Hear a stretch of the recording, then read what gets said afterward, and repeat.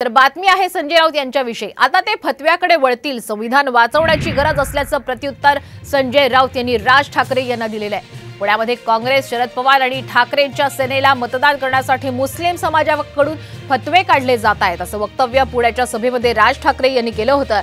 यावरूनच आता आरोप प्रत्यारोपांचं सत्रही सुरू झालंय।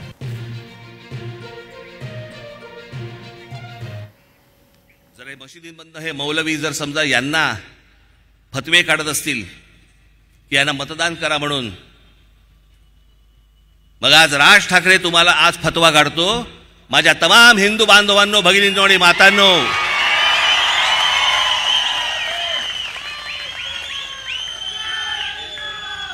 मुरलीधर मोहोळ असतील, भारतीय जनता पक्षाचे काही अजून इतर कुठचे शिंदेचे, अजित पवारांचे जे उमेदवार असतील